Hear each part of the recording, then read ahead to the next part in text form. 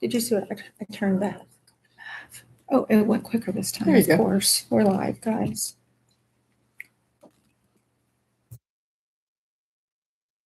Lisa's renditions of the Yes.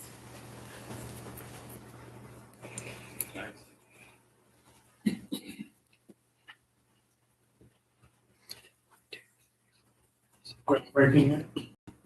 Okay. You have any plans, groundbreaking, that close yet, or? Well, they just finished the archaeology and they found things. So we have to do the next step. So we're supposed to get that report mid-June. And then it won't keep us from building. It's just how many more steps we have to go through before we can start to build. But we have more money to raise anyway, so it's not like we're in a big hurry. Like old artifacts. Pardon? Like old artifacts. Yes, It's 12 o'clock. yeah. Unfortunately, they didn't find Harrison's pot of gold that he was supposed to bury here somewhere. We don't know. Call to order council meeting for May 22nd. Everybody stand. Pledge allegiance to the flag of the United States of America and to the republic for which it stands, one nation, under God, indivisible, with liberty and justice for all. Lord, we just thank you for this day, thank you for the opportunity to serve and be your mouthpiece and leader for the city. Lord, we ask you to be with us in Conversation, discussion, decisions. Just ask for wisdom and discernment. Thank you for this weekend and what it means for those who've gone before us and for our freedom and our privileges that we have. Lord, just thank you and praise you. It's in your name. Amen. Amen.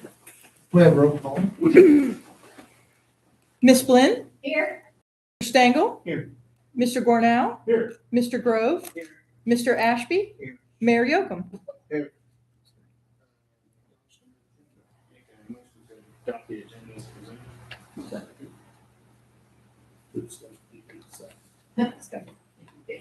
Motion by President Rose, second by Councilman Stengel, to approve the agendas as presented. All in favor? Aye. Carries 5-0. I need approval of the May 11th. Make a motion to approve the May 11th minutes. Second. Motion by President Rose, second by Councilwoman Glenn, to approve the minutes as presented. All in favor? Aye. Opposed, same. Carries 5-0. Petitions, memorials, remonstrances. Committee chair reports. I don't know, did we, the Pantheon, did accept the offer, made a offer to Clara Stevers, and she accepted. She's already joined the team. I saw her out in the, out and about yesterday morning, and she's hit the ground running, and hopefully, everything is doing her well as we will. She's done some really good things. Well. Any other? No old business, no new business. They decline. Make a motion to approve the claims in the amount of $194, $194,994. Second. That's what I've got. Yeah, $194,949.04. Motion by President Rose, second by Councilman Stengel, to pay claims amount $194,949.04. Any questions on claims? Question? Miss Flynn? Yes. Mr. Gornow? Yes. Mr. Grove? Yes. Mr. Ashby? Yes. Mr. Stengel? Okay. Claims are paid by vote of 5-0. Approval of payroll. Make a motion to approve payroll in the amount of $305,054.49. Motion by President Rose, second by Councilman Ashby, to pay payroll amount of $305,054.49. Any question on payroll? Question? Mr. Stengel? Yes. Mr. Ashby? Yes. Miss Flynn? Yes. Mr. Gornow? Yes. Mr. Grove? Yes. And it's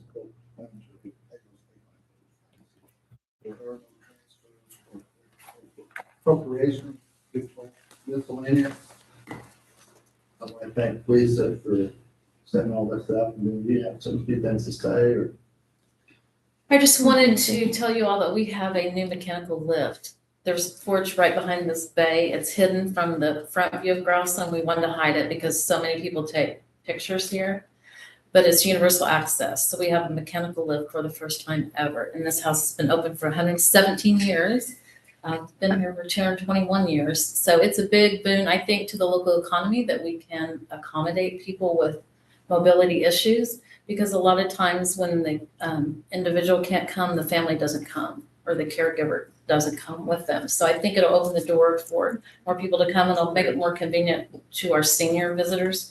We have a lot of people that are 55 plus that come here. So I think it'll be a good thing. And so when people call the Visitors Bureau too for information, they used to have to say that Grosseland does not have handicap accessibility, but now they can't say that anymore. We tried to get them not to say it anyway, because we have been known to lift people in here in their wheelchairs because they can still get around on the main floor, which is the most important part. And then we could show them video aids for other things. So we tried to get them not to say it, but sometimes they did say it. So I think it did discourage some visitation, which we'll be open to now. So we're really excited about that. Also, I'm sure everybody's probably familiar with the Harrison Bourbon. I know the mayor is because he's came and got some and given it as promotional gifts before. Well, now there's going to be a Grosseland Wine. It's a gunmaker series. And so this is the third in a series, and it's going to have the Indiana State Rifle, which is the Grosseland Rifle, on the label. And it's supposed to come out this month. I was hoping it would be out before the rendezvous, but it's going to retail for, I think, about $22 a bottle. It's a semi-sweet petite rosé, and it's a winery in Indiana, in Salem, Indiana, called Hunter's Ridge that's making the wine, and they are the ones that have done the Gunmaker series. So we'll have that wine soon. And so if anybody wants any for future gifts, I think it's very affordable, and I think it's going to be really good. There's only going to be about 1,200 bottles of it, so it's going to be a limited edition. So we have a couple cases that we're getting for here. We won't be able to sell it because we don't have a liquor license, but we can give it away. But I encourage you, if you want to promote the city and also give a gift that's unique and limited, you know, it's going to be available soon. 3 bottles. Okay. I've got a running list of, I think we should just buy them all. Honestly. Anyway, that's, pardon me? There's 1,200, they're going to be about 1,200, they said. They think it'll be really good, and it sounds good from the description. I don't know if it says it on here, but this is what the label's going to look like. And I can pass this around. It's going to be a smooth, semi-sweet, petite pearl rosé style wine with notes of strawberry and stone fruits, aromas of sweet spices, soft tannins on the finish. Enjoy this wine with savory dishes and charcuteries. That's my commercial. But I'll pass that around. You can take a look at it. At your place setting, you get a wash ball. That's what they used to do with the leftover shavings from making soap. They would make a wash ball and form it. They're really kind of convenient to wash your hands with. Just kind of roll around in your hands. You can scent them, like if you have a special essential oil that you like, you can just rub that on your hands and roll that around in your hands, and then it'll scent it. So these are unscented just because, but you can scent them if you want to. And then this other card that you have laying here, we have, when we did the Beyond the Bluegrass exhibit about 3 years ago, we had here on exhibit 22 rifles made by Indiana rifle makers. And this is another exhibit that's going to be about an Indiana rifle maker who was a little more contemporary, but had almost a cult-like following. And so Jeff Yeager is going to be our guest curator for that exhibit. And he's writing a book about William Henry Theater, who was named after William Henry Harrison. And so we're going to have his, in September and October, we are going to have his rifles, his pistols, and his violins. He also made violins. So the collection of things that we're going to have on exhibit here have never been together. They've never, and people have never seen them. They've been in private individuals' possessions. So this is kind of a one-time thing for them to be all together. And Mr. Vieter's great-granddaughter lives in California, and she's coming for the opening of the exhibit and bringing grandchildren to come to town. So that's kind of exciting. It's probably going to open September 11th, which is the same date as our annual dinner. So put that on your calendar. It's a Friday night. We want everybody to be there. We're going to have some good keynote speakers. Jeff will say a few words about the exhibit. And Dr. Jeremiah Clabo, who is a professor at the University of Alabama. We've been working with him because the state of Alabama passed legislation that primary and secondary education in social sciences has to be taught with primary documents. And so original things. And so he called here and wanted to know if we had anything that pertained to the campaign of 1840. Because William Henry Harrison's campaign was the first modern presidential campaign when they actually did campaign for the president, first time that happened. So that affected all future campaigns. So he asked me if we had things, and I'm like, well, how many things do you want? So he said, well, can you just send me some pictures of some things that you have? So I did. And then the next time I talked to him, I said, well, what'd you think? And he said, I thought Christmas only came once a year. Oh, good. So they were like so shocked about the kind of original things that we had here. So there's already been presentation at an international virtual social science education conference. That's already happened. There's already been a student teacher, basically, they call them something else in Alabama, but it's basically student teachers have already had a class and they already reinvented things for campaigns based on studying about the campaign of 1840. And so now there's about 10 universities that have gathered that are promoting all this. And they also want to promote the presidential administrations and what students can learn from it. So it's really like getting some steam. So we're really hoping we can, extend the footprint of Grassland and Vincennes. So, and I have to thank Greg Parsley about this too, because he brought all of the regional school administrators here. And so then they were excited about it. So there's it just happened. It's very providential that all these things just sort of happen around the same time.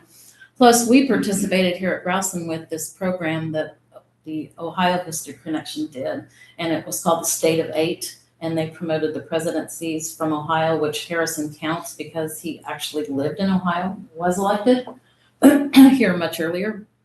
So anyway, all of those presidential sites are cooperating with all of this education pieces as well. So people are going to be more and more aware of what's here, which is always a goal to get people here and to extend the knowledge of what all is here. So it's actually pretty exciting and pretty work intensive too, because of all the academic criteria that we have to abide by. But they're going to do, back to the Greg Parsley piece, we're going to do a professional development conference September 11th as well during the day at Green Activities Center for all the teachers. So there's going to be a lot of teachers that convene here as basically get a conference, which is why we want that visitor center, Yes. because we could do stuff all the time. And it would have a 300-person event center in it as well. So we think, based on renting it out all the time and being the Visitors Bureau being able to extend that to bus tours, and then us being able to plan special programming all the time within a facility that we have a lot more control over, I think that it would be busy all the time. I think it's going to have a cafe in it. It's going to have a curation area. It's going to have a catering kitchen. It's a dream place. And the architects that have helped us do all the restoration here, that have been with us for the last 10 years, that know the ins and outs of what we do here and all the history in Vincennes, are the ones that are behind all of that. And they've really adopted the city basically and really believed in it. So that's that. So we're busy. And we just got done with all the school tours, which we love, the kids, and the kids love it in here. And I mean, they love it in here. Yeah, like that. And we are beat up by the time the school tours get over with. And then right after that is the rendezvous. And yes, and we have a candlelit open house tomorrow night. So that is open house style. So we welcome everyone to come to that. And there will be live French Creole music on the front porch with Dennis Stromat and his group. and we'll have refreshments and everybody will be here in period dress. We'll have about 30 people in period dress monitoring all the rooms because we still do live candles twice a year at the, I know, you're an old fireman, just don't even, listen, there is nothing like a live candle. All these battery operated things, LED things, they're okay, but they do not, look at that. They do not give the ambiance of a live candle. So anyway, it's a great time to be here, but we make sure we have, plenty of people watching all the live flames. So that's what's going on at Grassland. Thank you. Thank you. Great job. I know, we like it, come here. We're gonna post your pictures.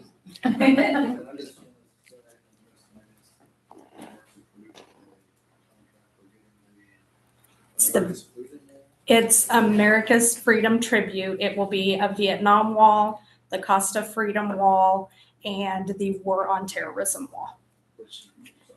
Yes, there's several different wars that are included in that wall.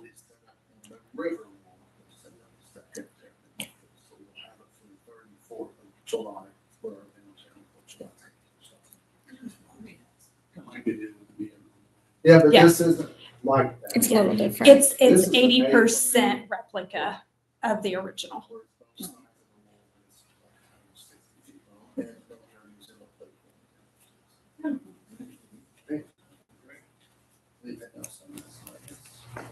Any public comment?